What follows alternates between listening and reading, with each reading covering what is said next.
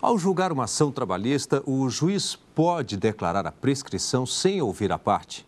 No Código de Processo Civil existe a previsão de declaração de ofício da prescrição extintiva, mas seria possível a aplicação subsidiária no direito trabalhista? Esse é o debate levantado por Alexei Almeida Chaper, na dissertação que vamos conhecer no programa desta semana. A apreciação de ofício do mérito em face da prescrição extintiva no processo de conhecimento trabalhista, indisponibilidade. Dissertação apresentada como exigência parcial para obtenção do título de mestre em Direito no programa de pós-graduação em Direito, nível mestrado, da Pontifícia Universidade Católica do Rio Grande do Sul. O estudo é de Alexei Almeida Chaper. E para debater o trabalho, recebemos o juiz do trabalho da 10ª Região, Rogério Neiva, e a advogada trabalhista Raquel Rieger. Quero aqui agradecê-los pela presença. Muito obrigado por aceitar o convite da TV Justiça para participar do Academia de hoje.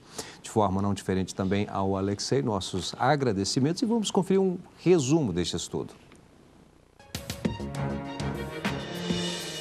O estudo faz uma análise do direito do trabalho com relação à prescrição do processo de conhecimento. O trabalho levanta o debate sobre a possibilidade do juiz do trabalho poder ou não declarar de ofício a prescrição extintiva. Bom, Alexei, gostaria que você falasse da metodologia utilizada para esse seu estudo.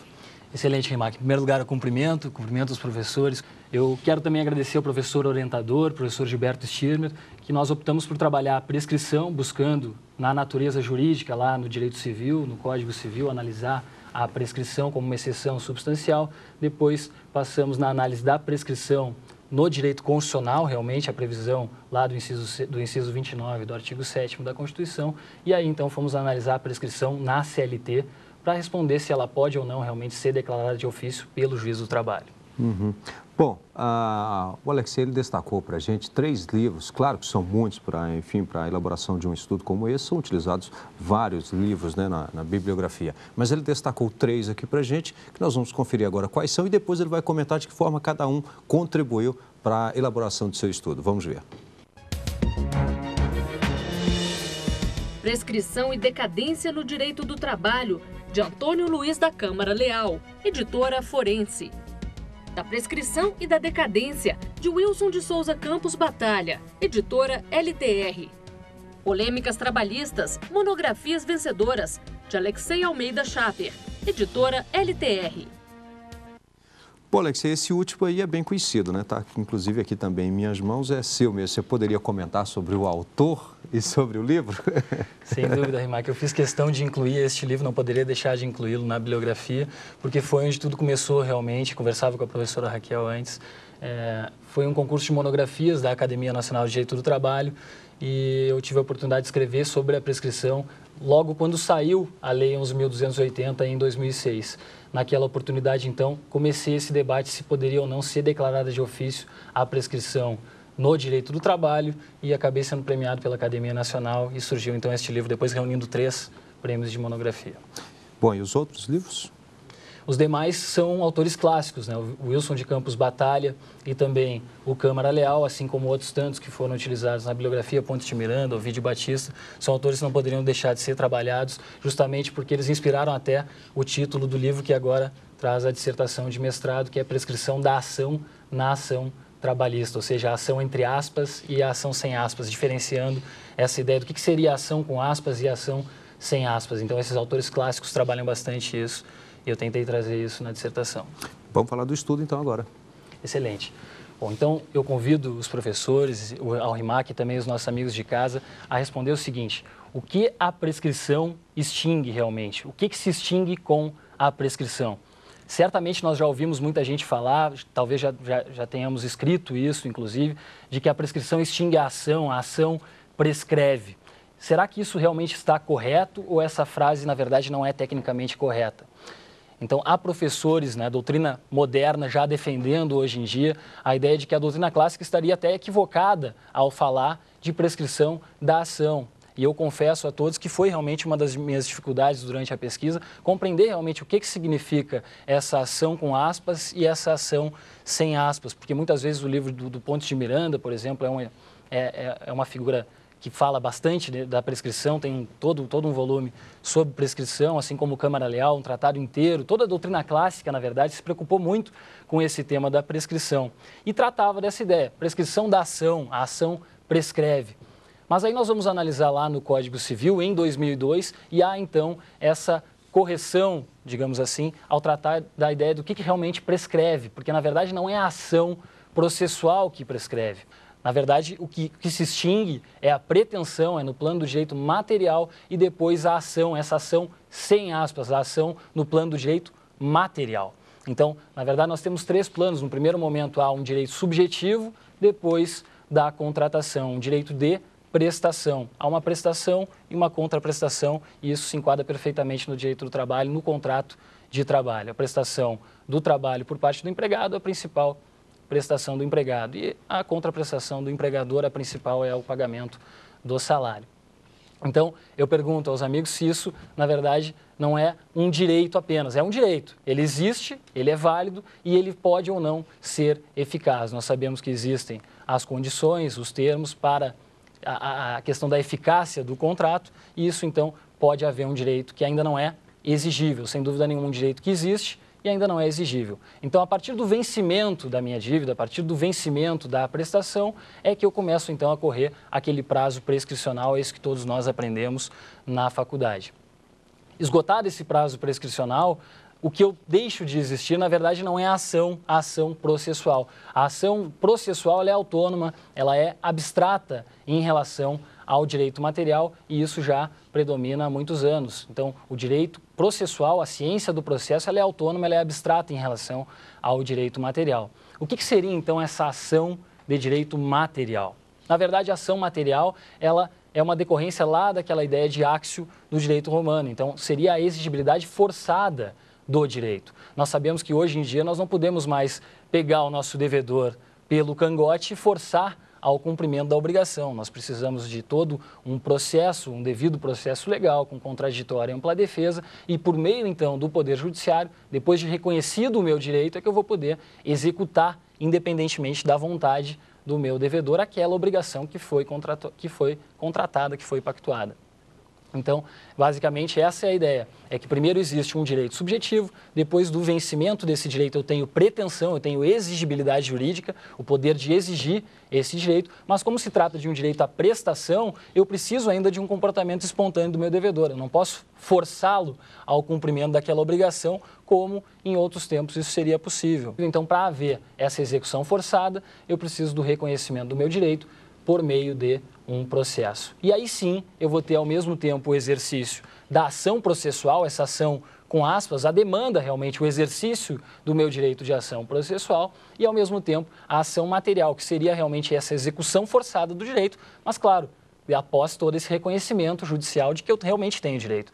Não há nenhum problema de que o trabalhador ingresse na Justiça do Trabalho e não comprove o fato constitutivo do seu direito, lá do artigo 333 e 818 da CLT e o 333 do CPC. Então, não comprovado o fato constitutivo, houve direito de ação processual, sem dúvida nenhuma houve processo, mas vai ser uma ação, uma reclamatória improcedente. Houve ação processual e, nesse caso, não houve ação material. Então, não há problema nenhum em se falar, se admitir essa teoria dualista da ação. Uma ação processual, ação com aspas, a demanda, o exercício do direito de ação, exigindo, então, a prestação jurisdicional do Estado.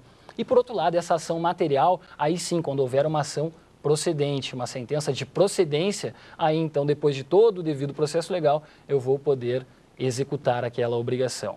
E a grande dúvida é a seguinte, a prescrição, ela é um direito do devedor, ela pode ser renunciada pelo devedor, o devedor que paga uma pretensão prescrita, ele pode depois pedir de volta quando se deu conta que não estava mais prescrito? Tudo isso são questões que corroboram essa ideia de que o direito subjetivo é um primeiro momento, depois nós temos a pretensão como exigibilidade num segundo momento, e aí sim é possível haver essa ação no plano do direito material como execução, realmente forçada daquele direito. No momento em que nós dizemos que a prescrição ela extingue a pretensão, levando toda aquela teoria que vem lá do direito alemão, e traz, então, o Código Civil de 2002, no artigo 189, essa previsão de que a prescrição, na verdade, extingue a pretensão e não a ação e não o direito, Então, se o devedor ainda por cima tem o direito de renunciar a essa prescrição, e o próprio artigo 191 diz isso, o 884 e o 882 do Código Civil também prevêem a ideia de que o devedor não vai poder pedir de volta aquele pagamento, não se trata de um enriquecimento ilícito, na verdade o direito ele continua existindo, o que não há mais é pretensão e por isso também não vai haver essa ação no plano material. Então eu pergunto aos amigos se seria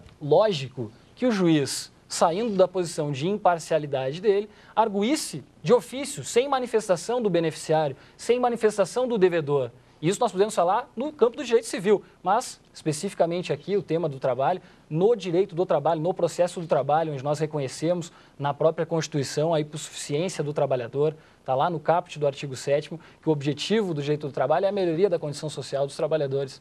E é lá que nós temos previsto, no inciso 29, a prescrição e tratando da ação no plano material. Porque vejam bem, ali na Constituição, no inciso 29 do artigo 7º, está sendo relacionada a prescrição com a ação em relação aos créditos trabalhistas. Então, nesse momento, relacionando a ação com créditos, o legislador constituinte deixa muito claro que está tratando da ação no plano material. Então, no plano do direito do trabalho, está constitucionalmente prevista a ideia da ação material. A ação no plano do direito material, a força do próprio direito subjetivo em si. Seria lógico o juiz do trabalho que, nós sabemos, o processo do trabalho também existe um princípio da proteção no processo do trabalho. É claro que não é o mesmo princípio da proteção lá do direito material, mas há também a ideia do impulso de ofício da execução. O trabalhador, ele não paga depósito recursal, se ele não vai na audiência, as penalidades são diferenciadas, nós sabemos que vai haver o arquivamento em relação ao empregado e em relação ao empregador, aí sim vai haver revelia e confissão. Então, há também um princípio da proteção no processo do trabalho. Seria lógico o juiz sair da postura de imparcialidade para favorecer o empregador, o direito disponível, o direito patrimonial do empregador, aquele que assume os riscos da atividade empresarial, de acordo com a CLT, lá no artigo 2º. Então, essa é a pergunta da dissertação e que a jurisprudência tem respondido de forma muito favorável, majoritariamente, em relação à não aplicação dessa regra do CPC, da aplicação de ofício da prescrição do direito do trabalho. Justamente por isso, porque vai contra toda a ideia de princípios do direito do trabalho e também porque há uma regra expressa na CLT em relação à natureza jurídica da prescrição. Lá no artigo 884, parágrafo 1º, está expressa a natureza defensiva do Instituto da prescrição. Então não há omissão e também, óbvio, não há compatibilidade. Nós vamos debater esse trabalho daqui um pouquinho depois do intervalo. Até já. Estamos de volta com a Academia, hoje debatendo a dissertação de Alexei Almeida Chaper, a apreciação de ofício do mérito em face da prescrição extintiva no processo de conhecimento trabalhista. Bom, antes de iniciarmos aqui o nosso debate, vamos conferir algumas teses e dissertações que estão disponíveis no mercado editorial. Discricionariedade técnica na regulação econômica, de Flávio José Roman, editora Saraiva.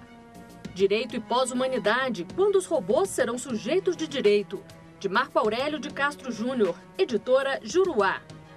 O conceito jurídico de direito sustentável no Brasil, de Marcos Ângelo Grimoni, editora Juruá. Bem, o tema do trabalho é um, o livro é outro, o conteúdo é o mesmo, é só uma questão de orientação mesmo, que normalmente ocorre por parte das editoras, né? Mas o livro está aqui, prescrição da ação na ação trabalhista.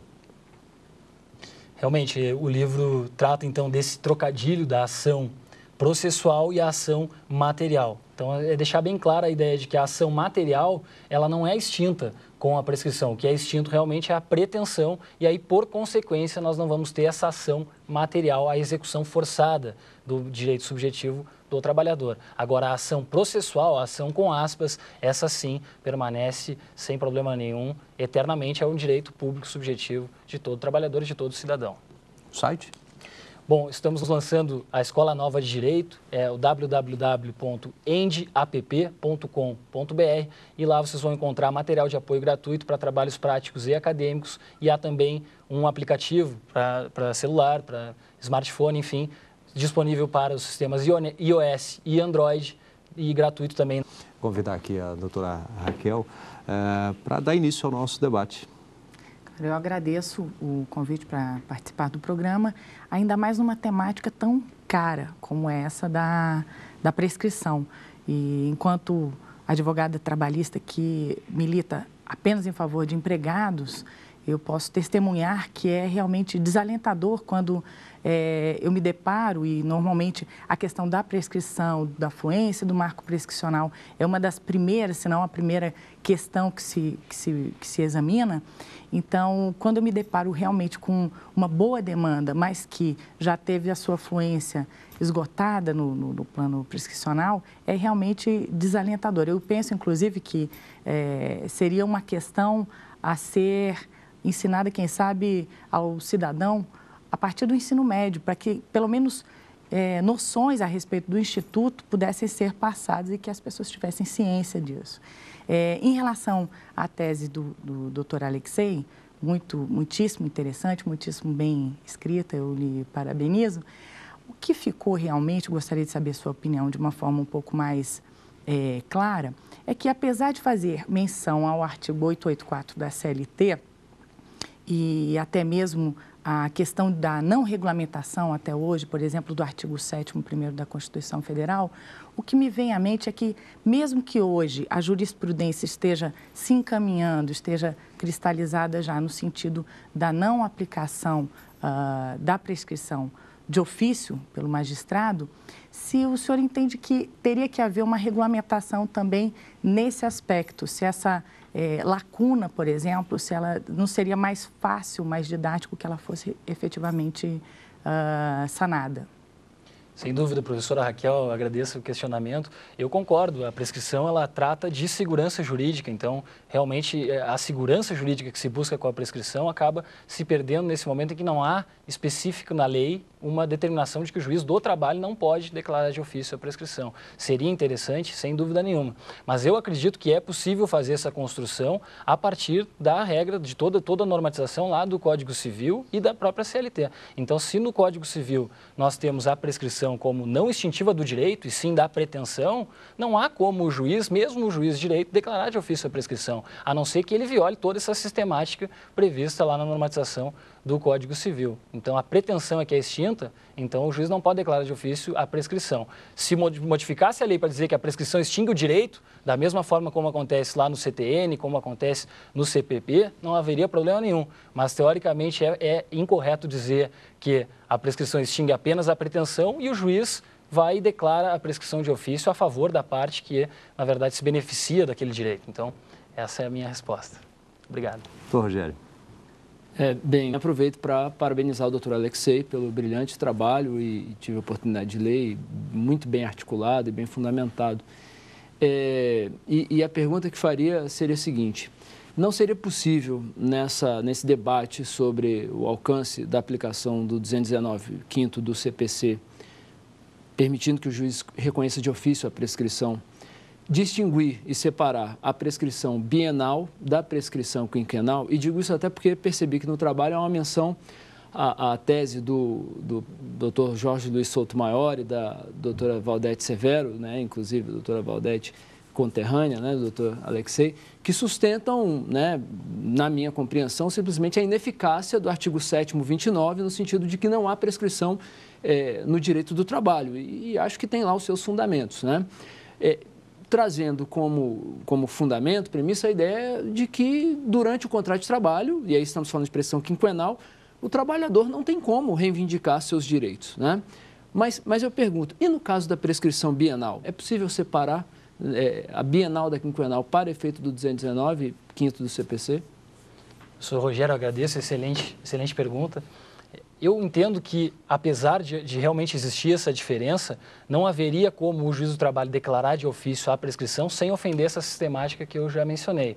Porque nós temos aquele velho debate entre celeridade e justiça, né? Então, enquanto a decisão que declara a prescrição de ofício no direito tributário ou no direito penal, ela é uma decisão justa, na medida em que não há mais direito, assim como a decadência extingue o direito, a prescrição poderia extinguir direito, isso é a opção do legislador.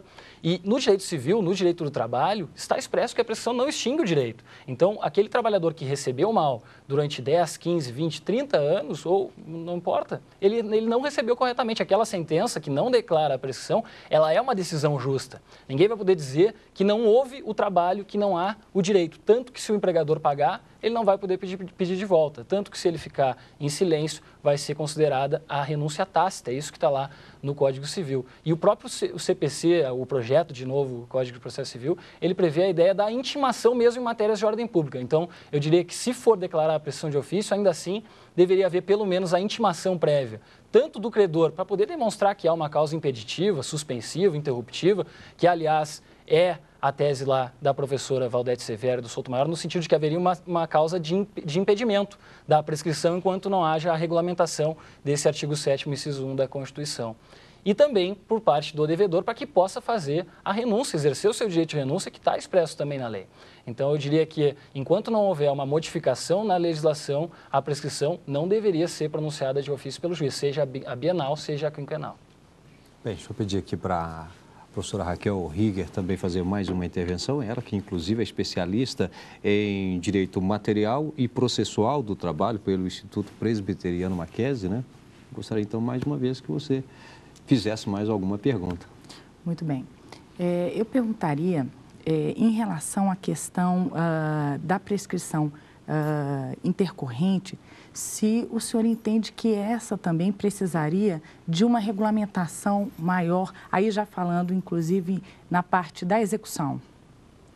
Bom, o trabalho, ele foca realmente no processo de conhecimento por uma questão metodológica, inclusive. Mas eu também trato da prescrição intercorrente justamente para reforçar a inaplicabilidade da declaração de ofício no processo do trabalho. Porque nós temos uma evolução na legislação, né? Lá em 2006, ela vem para realmente terminar com o que vinha sendo excepcionado aos poucos. Então, num primeiro momento, o artigo 194 do Código Civil ele foi alterado para permitir a declaração de ofício em favor de incapaz. Então, realmente, a indisponibilidade do direito permite isso.